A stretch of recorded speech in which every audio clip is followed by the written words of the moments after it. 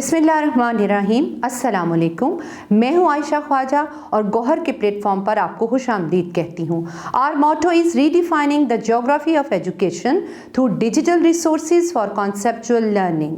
मोहतरम असातिज़ा इकराम, आज हम बात करेंगे गौहर निदाए उर्दू चहारम के सबक नंबर 2 की, जो कि है नात, और वो मौजूद है किताब के सफ़ा नंबर 13 पर। मोहतरम असातिज़ा इकराम, बच्चों को नात पढ़ाने से पहले ये ज़रूरी है कि उनसे हम्द और नात के फ़र्क के बारे में जाना जाए। इसके बाद बच्चों को बताइए कि नात को तरन्नुम से कैसे पढ़ें और तलबा से बुलंद ख्वानी भी करवाएं। तलबा को तकरीर तैयार करने और क्लास में पेश करने में रहनुमाई फरमाएं। तलबा को सादा जुमलों को माजी, हाल और मुस्तकबिल में तब्दील करने की मशक करवाएं। माहौल से मुतल्लिक तस्वीर या वीडियो दिखाकर इस पर बातचीत करवाएं। गैर मुस्लिम तलबा को इस्लामी मवाद पढ़ने पर मजबूर ना किया जाए। अब हम देखते हैं कि इस सबक नात के हासिलाते ताल्लुम क्या हैं।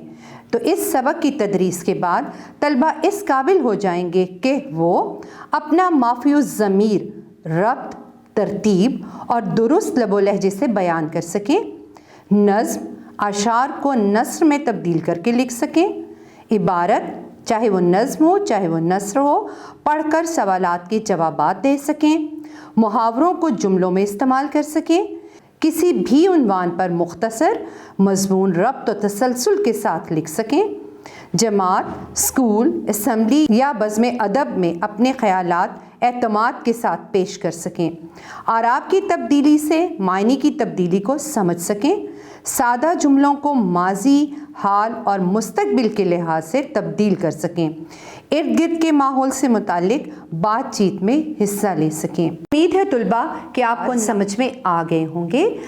अगली लेसन वीडियो आने तक अपना और अपने गिरदो नवाह का ख्याल रखिए। अल्लाह हाफिज़।